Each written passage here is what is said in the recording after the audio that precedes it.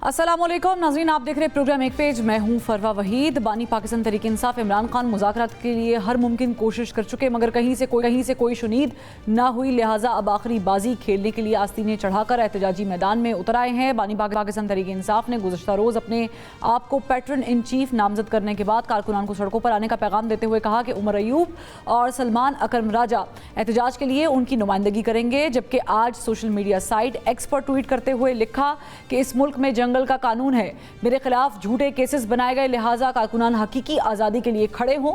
बानी पाकिस्तान तहरीक इंसाफ इमरान खान ने पार्टी ओहदेदारान को मुखातिब करते हुए कहा कि अगर मैं जेल काट सकता हूं तो आपको भी कोई डर नहीं होना चाहिए।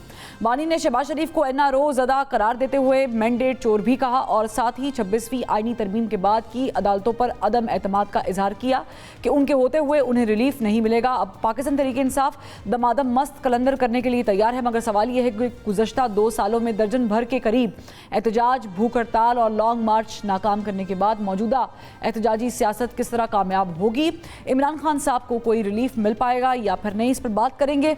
हमारे साथ मौजूद हैं साबिक वफाकी वज़ीर, पाकिस्तान तहरीक इंसाफ के रहनुमा और सीनियर कानूनदान डॉक्टर बाबर अवान साहब। डॉक्टर साहब, बहुत शुक्रिया आपने वक्त निकाला। मुझे बताइएगा कि आज इमरान खान साहब ने एक बड़ी मुफस्सल ट्वीट की है और उस ट्वीट में उन्होंने लिखा और कहा कि मेरा अपने पार्टी ओहदेदारान को ये पैगाम है कि अगर मैं जेल काट सकता हूं तो आपको भी कोई डर नहीं होना चाहिए। अब तक पार्टी सबको बनी बनाई मिली, अब मुश्किल वक्त है, सबका इम्तिहान है। मुझे भी जेल में डालने से पहले और उसके बाद 3 साल खामोश हो जाने पर आराम से बनी गाला बैठ जाने का कहा गया था, जैसे नवाज शरीफ को 10 साल तक चुप रहने का कहा गया। मगर मैं बुज़दिल नहीं हूँ और यजीदियत पर कभी खामोश नहीं रह सकता। आप समझते हैं कि पार्टी क़यादत जिनको इमरान खान साहब ने मुखातिब किया है जेल भुगतने के लिए तैयार हैं? क्योंकि माजी में पाकिस्तान तहरीक इंसाफ से ही सवालात उठते रहे कि पंजाब की क़यादत उस तरीके से एक्टिव नहीं है जिस तरह केपी की है। थैंक यू वेरी मच फरवा।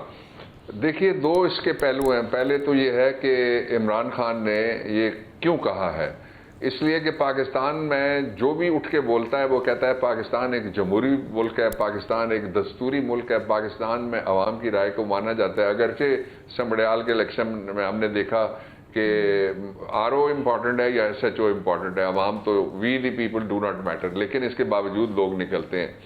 जो एक पहलू इसका था। इसका जो दूसरा पहलू है वो ये है, आपने कहा कि उन्होंने पार्टी के ओहदेदारों को मुखातिब करके कहा है।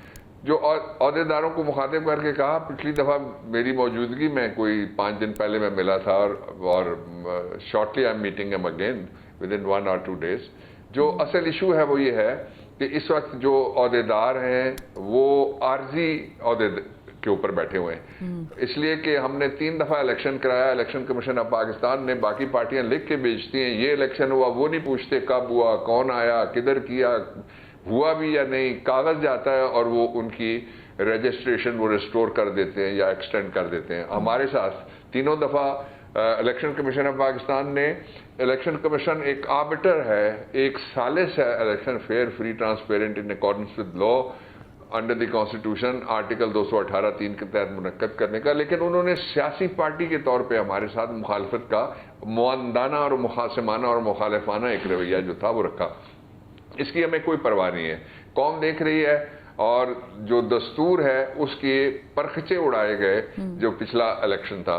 अब हमारे मुतालबात बड़े सीधे साधे हैं। एक ये है मुतालबा हमारा कि 9th में उसके ऊपर जो वाक़यात हुए थे उन पे एक कमीशन बन जाए। दूसरा हमारा मुतालबा ये है कि मुल्क में रूल ऑफ लॉ होना चाहिए। और तीसरा मुतालबा ये है कि हर तरह की services, essential services, judicial services, civil services, local services, उन सब को होना चाहिए बेसिकली जो दस्तूर है उसका जो दिया गया फ्रेमवर्क है उसके अंदर होना चाहिए, उसके मावरा नहीं होना चाहिए, उससे बाला नहीं होना चाहिए, उससे बाहर भी नहीं होना चाहिए। इसके ऊपर इमरान खान ने कहा है कि मैं जिद्दोजहद के लिए कॉल देता हूं। अब कॉल जब भी आती है तो जो मैनेजर्स होते हैं कॉल सुनने वाले या जो वो लोग जिनको आप ओहदेदार कहते हैं, वो ओहदेदार और मैनेजर्स ان سے زیادہ کال ہوتی ہے پبلک کے لیے. پبلک نے آج تک آپ نے کہا کہ 8-10 دفعہ ہر دفعہ آنر کیا ہے اپنے قائد عمران خان کی کال کو, اور اس دفعہ بھی قیدی نمبر 804 جن کو 2 سال ہو گئے تقریباً جیل کے اندر, ان کی کال کو وہ آنر کریں گے اور باہر نکلیں گے. باقی مینجمنٹ ہے. آپ نے دیکھا جہاں کوئی لیڈر بھی نہیں پہنچا تھا وہاں لوگ تو پہنچے ہوئے تھے, اور وہ ہزاروں کی تعداد میں تھے, اور اگر ان کے ساتھ جبر نہ ہوتا تو وہ لاکھوں کی تعداد میں اور نکلے ہوئے تھے. اس پہ ڈاکٹر صاحب کوئی شک نہیں ہے کہ موبلائزیشن کے اندر, بالکل موبلائزیشن جب بھی پاکستان تحریک انصاف نے کال دی ہے یا پھر عمران خان صاحب کی طرف سے کہا گیا ہے تو لوگ پہنچے ہیں. Mobilization was always there, you very correct about it. لیکن اس میں ایک پوائنٹ اور ہے, میں چاہوں کہ اس پہ بھی آپ روشنی ڈال دیں. عمران خان صاحب نے یہ کہا کہ انہیں آفر کیا گیا تھا کہ 3 سال تک خاموش ہو جائیں اور پھر بنی گالہ بھیج دیے جائیں گے, جیسے نواز شریف کو خاموش ہونے کا کہا. یہ آفر کس کی طرف سے دی گئی تھی؟ اسٹیبلشمنٹ کی طرف سے دی گئی تھی اس وقت کی, یا پھر حکومت اس وقت کی یہ آفر دے رہی تھی؟ دیکھیں اس دوران حکومتیں آئی ہیں 3. ایک حکومت وہ تھی جو الیکشن کرانے کا ذمہ دار تھی کہ وہ 90 ڈیز میں الیکشن کرائے گی, ایک وہ آئی ہے.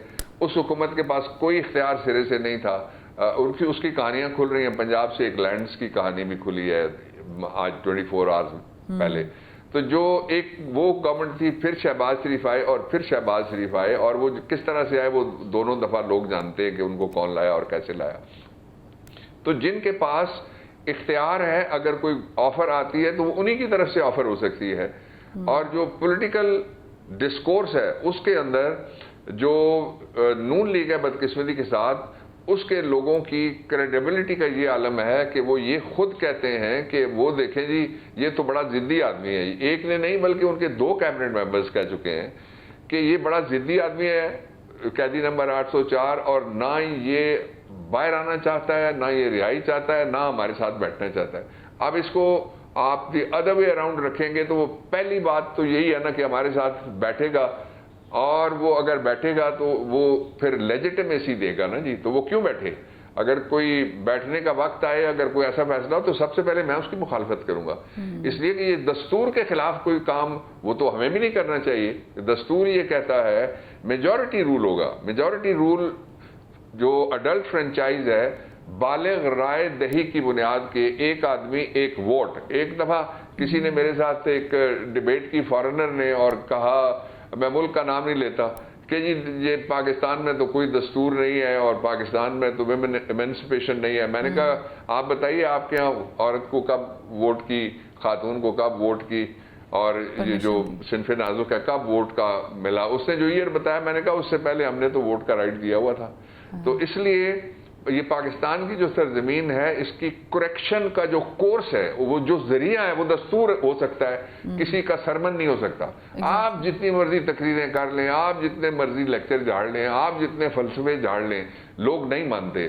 لوگ جو مانتے ہیں وہ ایک ہمارا عمرانی معاہدہ ہے ریاست کے ساتھ کہ ہم یہ ریاست ایسے چلائیں گے. وہ ریاست ہم کس طرح سے چلائیں گے, اس کے 3 حصے ہیں. ایک یہ ہے کہ ساری دنیا پہ اور کائنات پہ اللہ رب العزت کی حاکمیت ہے, ہم اس کے بندے کی حیثیت سے یہاں پہ اسلام کے اصولوں کے مطابق, جس میں سب سے پہلے ڈیموکریسی ہوگی, پولیٹیکل انڈیپینڈنس. یہ پاکستان کے دستور میں پولیٹیکل انڈیپینڈنس کا اور پولیٹیکل رائٹس کا ذکر ہے. خواتین کے لیے 4 جگہ علیحدہ علیحدہ آئین میں لکھا ہوا ہے. خواتین آپ دیکھیں کس چیز کی سزا بھگت رہی ہے, ڈاکٹر یاسمین راشد کس چیز کی سزا بھگت رہی ہے. بہت ساری آپ صحیح کہہ رہے ہیں کہ آئین کی حکمرانی اگر ہوتی تو پھر میرے خیال سے ڈاکٹر صاحب چیزیں یہاں تک میسڈ اپ ہی نہ ہوتی. لیکن ایک اور بڑا اہم پوائنٹ ہے, میں چاہوں گی کہ کل ایک بڑا اہم دن ہے, آپ کی بھی اس پہ نگاہ ہے, 190 ملین پاؤنڈ کیس, اس پہ بھی ڈسکشن کرنا چاہیں گے. لیکن آج ہوا یہ پیش فائنلی کہ شہباز شریف صاحب نے عمر ایوب صاحب کے ساتھ رابطہ کیا, ان کا رابطہ ہوا چیف الیکشن کمشنر کی تعیناتی پر, جو کہ ایک بہت ہی سینسٹیو چیز ہے, جو ہو جانا چاہیے تھا نہیں ہوا. ایک تو آپ اس کو کیسے دیکھتے ہیں؟ دوسرا ایک سوال میں آپ سے کرنا چاہتی ہوں, اور یہ ہے کہ عمران خان صاحب نے سب کو رسپانسبلٹیز دی ہیں جو تحریک چلانے جا رہے ہیں پاکستان تحریک انصاف والے, عمر ایوب صاحب اور سلمان اکرم راجہ اور دیگر کو. آپ کو کوئی رسپانسبلٹی ملی ہے بیکاز یو میٹ ہم مور آفن؟ میری رسپانسبلٹی تو میرے فیلڈ سے متعلق ہے. اور جہاں مجھے کہیں گے میں جلسہ بھی کر دوں گا, جہاں کہیں گے جا کے میں لیڈ بھی کر دوں گا. I am always there. اس ملک میں رہ رہے ہیں اور 40 سال ہو گئے یہی کام کرتے ہیں. ایک لیکن جو عہدیدار ہیں ان کو ان کی عہدوں کی حیثیت سے جو رسپانسبلٹی ملی ہے, اور مجھے پوری امید ہے کہ اس دفعہ یہ جو عہدیدار ہیں جن کے پاس پارٹی کے عہدے ہیں وہ یہ شکایت پیدا نہیں ہونے دیں گے کہ ورکر پہنچ گئے اور عہدیدار جو تھے وہ گھر بیٹھے رہے. اسی لیے عمران خان نے بالکل درست کہا ہے کہ اگر وہ قید کاٹ سکتے ہیں تو جن کو ان کی وجہ سے عہدے ملتے ہیں وہ انشاءاللہ العزیز نظر آئیں گے, آئی ایم شیور. ایک اس کا پہلو. اس کا جو دوسرا پہلو ہے, آپ نے کہا کہ election commission of Pakistan. Election commission of Pakistan کو اگر کسی کو نئی جیب کی گھڑی چاہیے یا کسی کو ایک ایسا شخص چاہیے جس کے گلے میں وہ رسی ڈال سکے اور رسی کا دوسرا سرا وہ اپنے ہاتھ میں رکھ کے اس کی مرضی کی طرح مرضی کے مطابق اس کو ہلا جلا سکے یا نچا سکے, تو یہ نہیں کرنا چاہیے. اس لیے کہ پاکستان ٹوٹا ہی اسی بات کے اوپر تھا کہ جن لوگوں کو ووٹ دیا گیا تھا ان لوگوں کو اقتدار نہیں دیا گیا. اس کے فریق کون کون تھے ساری دنیا جانتی ہے. اور یہ ایک پولیٹیکل گورنمنٹ بنانے کی بجائے کوشش یہ کی گئی کہ ہم ایک مرضی کی اپنی مرضی کے لوگوں کو بٹھا دیں اور لوگوں کو کہیں کہ یہی جمہوریت ہے اور اس کو آپ قبول کریں. وہ لوگوں نے قبول نہیں کی تھی. اچھا, اب یہ ہے کہ جو الیکشن کمیشن ہے اگر اس میں قاضی فائز عیسیٰ کو لگانا ہے, اس میں سلطان سکندر کو لگانا ہے, اس میں اس قبیل کے کسی اور ملازم کو لگانا ہے جس کو کہتے ہیں لاہوری گروپ آف بیوروکریسی, تو اس کو تو کم از کم پی ٹی آئی قبول نہیں کرے گی, اس کو میں بھی مسترد کروں گا, اس کو وکلا بھی مسترد کریں گے, اس کو قوم بھی مسترد کرے گی. فار گاڈ سیک میں سب سے کہنا چاہتا ہوں, اور جو ڈیسیجن میکرز ہیں آپ اپنے لوگوں سے تو نہیں ڈرتے نا, مجھے پتا ہے آپ بہت بہادر لوگ ہیں سارے کے سارے, تو آپ کیوں ڈریں گے کسی سے؟ آپ لوگوں کو ووٹ ڈالنے دیں آزادی کے ساتھ. آپ ایس ایچ او کو یہ مت کہیں کہ وقت سے پہلے دروازہ بند کر دو اور فارم 47 بنا ہوا پچھلے دروازے سے نکل کے چلا جائے. یعنی گنتی کے بغیر آپ نتائج مت نکالیں. ایک دفعہ آپ اعتبار کر کے دیکھیں اپنی قوم کے اوپر, اپنے ووٹر کے اوپر اور ووٹر کے فیصلے کے اوپر, تو آپ یقین کریں ملک یہ جو ہندوستان ہے وہاں غربت آج بھی ہم سے زیادہ ہے. وہاں آبادی اتنی ہے کہ وہ ہر 5واں آدمی تقریباً ہندوستانی ہے دنیا میں. اس طرح کی آبادی ہے, اس طرح کے مسائل ہیں جو سوچے بھی نہیں جا سکتے. لیکن ان کی فیصلہ سازی کون کرتا ہے؟ ان کی فیصلہ سازی مودی کرتا ہے. اگرچہ وہ یہاں بغیر ویزے کے بھی اس کو لایا گیا اور اس کے ساتھ را کا چیف بھی آیا تھا. کس نے بلایا تھا سب کو پتا ہے. یہ ہم کر سکتے ہیں. مودی کسی کو لینڈ نہیں کرنے دے سکتا. ظاہر ہے بہت ساری چیزیں جو ہمیں ایز اے قوم ہانٹ بھی کرتی ہیں, ہمیں اس کو کریکٹ بھی کرنا پڑے گا. لیکن اگین کل بابر اعوان صاحب انتہائی اہم دن ہے. 190 ملین پاؤنڈ کیس القادر ٹرسٹ. آپ کسی طور بھی عمران خان صاحب کی رہائی دیکھ رہے ہیں؟ کیونکہ علیمہ خان صاحبہ یہ کہہ رہی ہیں کہ عمران خان صاحب کی رہائی ممکن ہے. آپ کو ممکن نظر آ رہی ہے؟ بیرسٹر گور صاحب بھی کہہ رہے ہیں. 3 لائنز.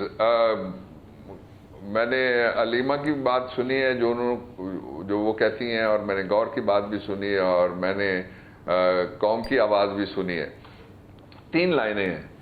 190 ملین سارے سپریم کورٹ آف پاکستان میں پڑے ہوئے تھے. کوئی ہے جو معافی مانگے کہ ہم کہتے رہے یہ لے کے بھاگ گیا اور کھا گیا Imran Khan. 190 million supreme court کے چیف جسٹس کے آرڈر سے ٹرانسفر ہو گئے فیڈرل گورنمنٹ کو. کوئی ہے جو معافی مانگے کہ ہم نے جھک ماری تھی, ہم نے بڑی زیادتی کی, ہم نے ظلم کیا, ہم نے پروپیگنڈا کیا اور ہم نے بہتان لگایا, ہم نے تہمت اٹھائی.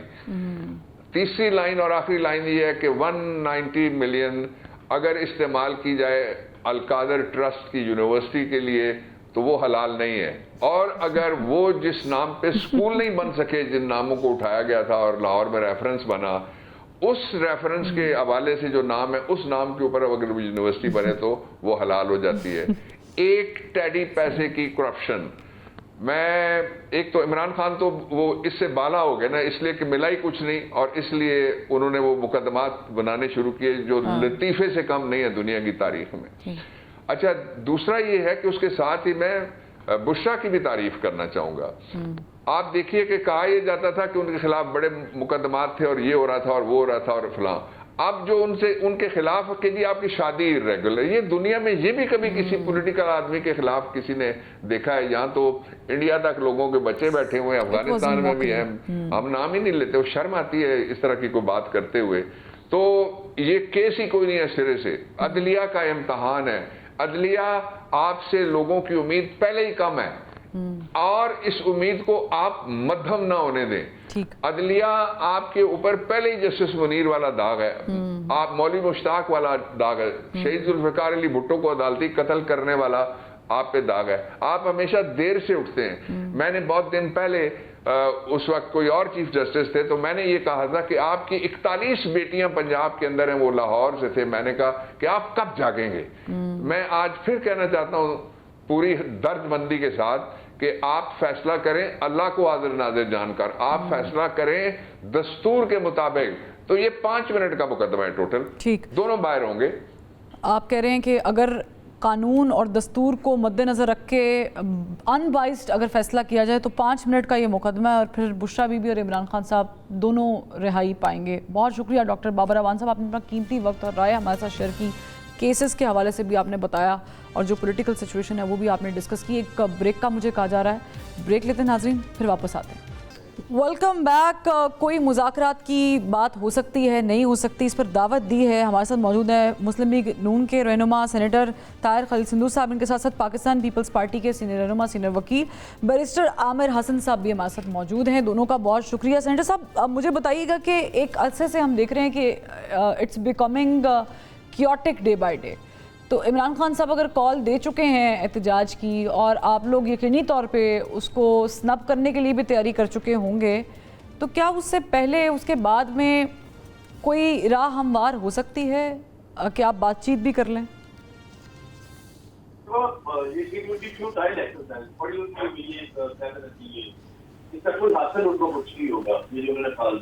مطلب ہم نے ریسنٹلی جو سینئر جرنلسٹوں کی ملاقات ہوئی ہے پرائم منسٹر صاحب سے، تو پرائم منسٹر صاحب نے ان کو بتایا کہ بیرسٹر گورو کو ہم نے لیٹر بھی بھیجا کہ آپ مذاکرات کی ضرورت ہیں، اس سے مسئلے حل ہوتے ہیں. یہ تو ایسا ایسا ختم ہو رہے ہیں، یہ تو اب آ گئے ہیں وینٹیلیٹر پہ، اور اس کے بعد تو ٹوٹلی ختم شد پروگرام چلے کر چکے ہیں، اور اب تو کچھ بھی نہیں ہوگا. آپ دیکھنا کوئی بندہ باہر دیکھ لے گا. ایسا ایسا بلکہ آپ کو میں ایکسپیکشن بھی کر دیتا ہوں تو بہت جلد پنجاب میں ان کے خلاف ایک پارلیمنٹ جو بلاک ہے وہ بن جائے گا اسی شروع کا، اور یہ they are going to be end finish. تو یہ انہوں نے خود کیا ہے کیونکہ ابھی تک ان میں 14 گروپ بن چکے ہیں، اور ابھی پتہ نہیں کتنے بنے ہیں. جب وقت کریمہ خان صاحب اور بیرسٹر گورو اندر سے نکلتے ہیں، عمران خان سے ملاقات کرتے ہیں، تو جو بھی باہر آتے ہیں تو بیرسٹر گورو صاحب علیحدہ اسٹیٹمنٹ دیتے ہیں، ایک ہی وقت ملاقات ہوتی ہے، اور علیمہ خان صاحب علیحدہ بات کرتی ہیں. تو یہاں پہ ان کے لوگ جو ہیں وہ ساری باتیں کرتے ہیں، جب ہم اس کے ڈائلیٹ کریں گے یہ کریں گے، اس کے بعد جب وہاں جاتے ہیں وہاں سے تو اس میں ایک بڑا باریک پوائنٹ ہے. علیمہ خان صاحبہ جو ہے وہ کوئی عہدہ تو نہیں رکھتی ہیں پارٹی کے اندر، وہ تو ایک بہن کی حیثیت سے جو ان کو سمجھ آتا ہے یا جو وہ مل کر آتی ہیں وہ بات کرتی ہیں. میرا خیال سے it's just like she is a non political person. اس کو ان کی بات کو شاید آپ لوگ بہت زیادہ سیریس لے رہے ہیں. آپ نے بات کو تو سیریس لینا ہے پارٹی عہدے داران کی یا عمران خان صاحب کی، آپ نے تو جو رکھتے ہیں اثر رسوخ ان کی بات کو سیریس لینا ہے. تو اصلی آپ کی میں بات سے ایگری کر لیتا ہوں، مطلب ان کا کوئی ہوتا نہیں ہے نیچرلی وہ سسٹر ہے ان کی، لیکن جو باقی ہوتے سارے وہ بھی تو الگ الگ باتیں کر رہے ہیں. آسمان کی بولی گورنمنٹ کوئی ان سے بات سیریس نہیں ہے، کوئی کچھ نہیں ہے. اور ابھی ریسنٹ دیکھیں ہم نے ایک جنگ کی ہے سارے، اور سب نے مل کے کسی نے کسی سے کوئی احسان نہیں کیا، نہ پیپلز پارٹی نے احسان کیا، نہ پی ٹی آئی نے احسان کیا، یا نہ مسلم لیگ نون نے، یا باقی کی بات ہو رہی. ہم نے اپنے سپر سلار حافظ محمد سعید صاحب کے ساتھ اور ساری فوج اور قوم نے مل کے مطلب ایک جنگ لڑی ہے، سفارتی طور پر انڈیا کو ہم نے تنہا کر دی ہے. تو آپ اس کے بعد ایک دم آپ کھال دے دیتے ہیں تو یہ اپنا قدمی کھلانے کے علاوہ اور کیا ہو سکتا ہے؟ لیکن کچھ نہیں ہوگا کچھ نہیں. ان سے کوئی بندہ باہر نہیں نکلا. یقین کیجیے لوگ ان سے تنگ آ چکے ہیں، اور الٹیمیٹلی اس کے بعد یہ کوئی جس طرح میں نے نفس بولا کوئی ڈائل ایکسرسائز یہ بالکل بھی ڈائل ایکسرسائز.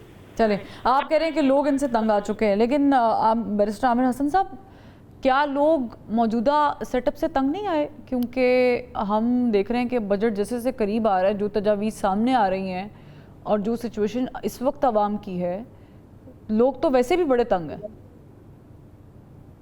بہت شکریہ. دیکھیے اگر حالات دیکھیں تو میں یہ نہیں کہوں گا کہ لوگ بڑے آسودہ اور بہت خوش ہیں، لیکن جو بھی گورنمنٹ ہوتی ہے لوگ ہمیشہ تنگ ہوتے ہیں کوئی بھی حکومت میں، کیونکہ ان کی توقعات ہوتی ہے اور ان توقعات پہ پورا اترنے کے لیے وہ گورنمنٹ پہ پریشر بھی ڈالتے ہیں اور گورنمنٹ پہ اس سے امید بھی رکھتے ہیں کہ بہتری کرے گی. जहाँ तक मौजूदा हुकूमत की बात है, जहाँ पे आप इसे चले बहुत से, लेकिन एक क्रेडिट देना पड़ेगा कि पाकिस्तान की माशी सूरत की बेहतरी के लिए कुछ ऐसे इकदाम हुए हैं कि जिसमें बेहतरी आई। लेकिन अब ये बजट एक ऐसा मौका होगा जिसके अंदर आके हुकूमत को आम आदमी तक इसका जो रिलीफ है या समरात है वो आम आदमी तक पहुंचे भी और वो महसूस भी करे। फिगर्स की हद तक तो हम ये कह सकते हैं कि बिल्कुल जी महंगाई की शरह में कमी हुई, लेकिन महंगाई में कमी नहीं हुई। अब ये बड़ा टेक्निकल पॉइंट है कि महंगाई जिस तरह बढ़ रही थी उस तरह बढ़ नहीं रही। नहीं तो कराएं ना, पीपल्स पार्टी क्या सिर्फ आईनी ओहदे लेने के लिए बैठी हुई है या बजट पेश होगा तो वो पास करने के लिए बैठी हुई है? वो आपका काम है कि आप उनसे इम्प्रोवाइज़ करवाएं, उनसे चीज़ों को कहीं ओमिट कराएं, कहीं पर उनको बेहतर करें। जी आप दुरुस्त फरमा रही हैं। हमने पीडीएम वाला जो जज्बा जो था उसमें हम कैबिनेट में थे, हमारे लिए वो एक्सपीरियंस तो बहुत अच्छा नहीं था, इसीलिए हम लोगों ने इस दफा कैबिनेट के अंदर नहीं है। आईनी होते जो हैं वो तो हम चाहते थे, जो आपने पहला भी सवाल भी किया, हम ये चाहते थे कि हम उसके लिए एक रोल प्ले कर सके, लेकिन बदकिस्मती से पीटीआई ने उस तरफ कदम नहीं उठाया, या ये हमारे आईनी ओहदों पे होने से ना तो फायदा उठाया है, ना सियासी इस्तेहकाम के लिए कदम बढ़ाया है, ना कॉन्स्टिट्यूशनल ऑफिस का इस्तेमाल किया है। तो ये एक खराबी हमें रही है जिस पे आई है। लेकिन मैं जहाँ तक ये कहूँ कि ये जो पॉलिटिकल आप कह रही हैं, हम बिल्कुल हुकूमत के ऊपर असरअंदाज होते हैं। इस दफा सदर पाकिस्तान एक हफ्ता लाहौर गुजार के लिए है, मैं उनके साथ रहा हूँ। जितने भी वफूद आते रहे हैं वो भले बिजनेसमैन हो, तनख्वाहदार तबका हो, आपके प्रोफेशनल्स हो, डॉक्टर्स हो, आम आदमी हो, हमारे वर्कर्स हो, तो उनका एक प्रेशर रहा है क़यादत के ऊपर। ठीक है, अच्छा होल्ड कीजिएगा बैरिस्टर साहब, यहीं से कंटिन्यू करेंगे, आपके साथ ही कंटिन्यू करेंगे ताकि आप अपना ये जवाब भी मुकम्मल कर लें और फिर ज़रा से रिलेटेड सवाल भी करेंगे। मुझे एक ब्रेक का मजबूरी कहा जा रहा है, एक ब्रेक लेते हैं नाज़रीन, फिर वापस आते हैं प्रोग्राम में। Welcome back. सेनेटर साहब मुझे ये बताइएगा कि ठीक है आपकी हुकूमत है और ठीक है हम ये कह सकते हैं कि आप एक मुस्तहकम पोजीशन में समहाउ आ भी चुके हैं, लेकिन आपके लिए बजट एक बहुत ही मुश्किल मरहला है क्योंकि आम आवाम को जो तवक्कुआत होनी चाहिए थी एक तो बिल्कुल नहीं है, दूसरा आप लोग कोई ख़ास रिलीफ देने वाले भी नहीं हैं। तो क्या करने जा रहे हैं? देखिए जो ख़ास रिलीफ की आप बात कर रही हैं, जिन हालात से हम गुजरे हैं पिछले दिनों, ख़ासतौर पे ये जंग के हालात से, तो उसके बाद सेक्रीफाइस जो है वो करना पड़ेगा। लेकिन आज फिर भी ये बात तय हुई है कि जो 5 लाख तक जो लोग हैं उनसे जिनकी इनकम होगी उनको जो टैक्स है उसमें से निकाला जाएगा। और पहले चूँकि हम टैक्स एमरजेंसी में नहीं थे, अब ये जिम्मेदारी बढ़ रही है। लेकिन आप इसके साथ साथ देखें कि अभी हमने चूँकि हमारे जो दफा के इदारे हैं उनके भी, और ये जो जब IMF का जो बजट था जब हम कर रहे थे, बैरिस्टर साहब को भी पता है, तो उस वक्त जो पहले ये कर रहे थे PTI वाले, तो उस वक्त डॉलर की क्या कीमत थी और जब हमें करना पड़ा तो उस वक्त फिर डॉलर की कीमत क्या थी, जिस वजह से मुश्किल हालात आते हैं कौमों पे। लेकिन बहुत सारे अपने महाजों पे हम वो कदम ज़रूर उठाएंगे जिससे आम आदमी जो उसके जिस्म और रूह का रिश्ता बरकरार रखना आसान हो। इसके लिए कोई भी बंदा नहीं चाहता कि उसकी जगन सही हो किसी भी जगह पे। अगर आवाम खुश होंगे, आवाम के जो अपना उनका रोज़ का रोज़गार मिलेगा, रोटी मिलेगी, कपड़ा मिलेगा, अनाज और अलाज मिलेगा तो फिर ही। लेकिन इसके लिए कोशिशें बहुत ज़्यादा हो रही हैं, लेकिन साथ साथ हमें चूँकि हम वी आर बाउंड IMF का, क्योंकि ये इंटरनेशनल मॉनेटरी फंड का ये एक हमारा सिग्नेटरी हैं कि जब तक वो हमें फंड नहीं देता बाकी मुल्क भी नहीं देते। लेकिन आज आप देखिए कि एशियन डेवलपमेंट बैंक से भी हमारा एक बहुत बड़ा मुआहदा हुआ है। डेफिनेट जो तनख्वाहदार तबका उसको भी रिलीफ दिया जाएगा और जो चीज़ें हैं उनको भी सस्ती करने की कोशिश की जा रही है ताकि जो, लेकिन इसके अलावा ये ज़रूर होगा कि टैक्स जो है FBR वाले जो भी कर रहे हैं उसमें हमें आना पड़ेगा, क्योंकि हमें ये आदत नहीं थी टैक्स देने की। अब उसको जो पूरी दुनिया करती है उसमें आना पड़ेगा तब भी जाके, क्योंकि टैक्स का मतलब ये होता है कि एक तबका जो टैक्स देता है वो फिर जो छोटा तबका है जो मिडिल क्लास है उन पर फिर लगाया जाता है ताकि उनकी ज़िंदगी आसान बनाई जा सके। ठीक, लेकिन आपने चूँकि तबका जिक्र कर दिया मिडिल क्लास तबके का, तो सबसे ज़्यादा माशाल्लाह मिडिल क्लास तबका इस वक्त टैक्स दे रहा है। हम आमिर साहब टैक्स दे रहे हैं अपनी तनख्वाहों से, फिर हम टैक्स दे रहे हैं जिन पे हम टैक्स दे चुके हैं, उनको ख़रीद के भी टैक्स दे रहे हैं, उनको इस्तेमाल करने पे भी टैक्स दे रहे हैं। तो माशाल्लाह सबसे ज़्यादा टैक्स हम ही लोग दे रहे हैं। लेकिन आपका तो नारा है, कोर नारा, रोटी कपड़ा और मकान, और अभी आप नून लीग को जिस तरीके से सपोर्ट करते रहे हैं, बेशक आप लोग उनकी काबीना में शामिल नहीं है, लेकिन सवालात तो आप पे भी उठेंगे क्योंकि एक सजेशन बड़ी मुज़ायका खेज़ आ रही है। वो कह रहे हैं जी कार्ड पे पेट्रोल डलवाएं, अगर कार्ड पे पेट्रोल नहीं डलवाएंगे कैश देंगे तो पर लीटर 3 से 4 रुपये महंगा मिलेगा। मुझे बताएं दिहाड़ीदार मजदूर जिसको पता ही नहीं है बैंकिंग कल्चर का, वो तो फिर रोएगा ही। देखिए बैंकिंग कल्चर एक मुसीबतों में वो शौकत अजीज साहब डाल के गए थे जनरल मुशर्रफ के दौरान, लेकिन होता ये है कि पाकिस्तान के अंदर दलेर इकदाम कोई भी गवर्नमेंट लेने की कोशिश नहीं करती है, फिर वो चलते रहते हैं, उसमें कोई अच्छा है बुरा है।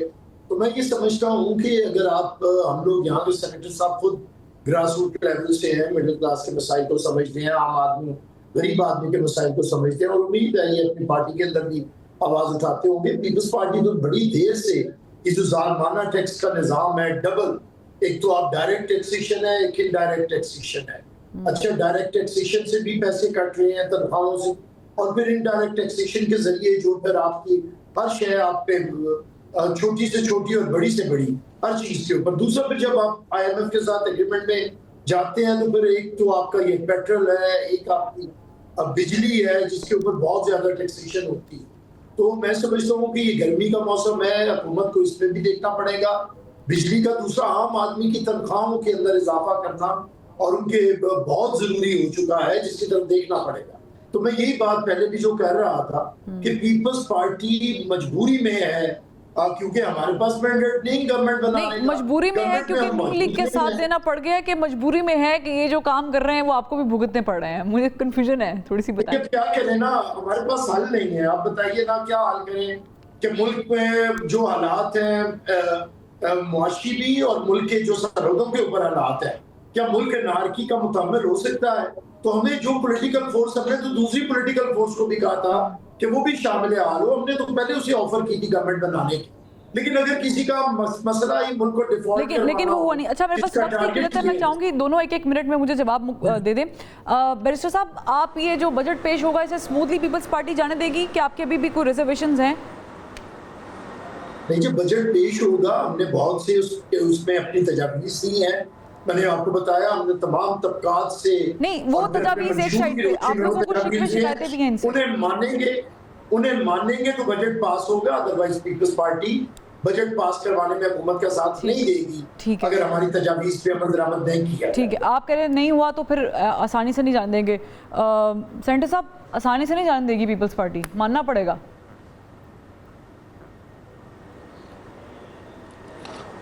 कुछ भी नहीं होगा, बजट पास हो जाएगा, ये भी हमें वोट देंगे और बजट भी पास हो जाएगा, कोई किसी किस्म का कोई मसला नहीं होगा। लेकिन हम कोशिश, कॉन्फिडेंस है उससे मामला। ये जो बदले बदले अंदाज है मेरे भाई अमर साहब, बैरिस्टर साहब, उनको भी पता है कि बजट पास होना है।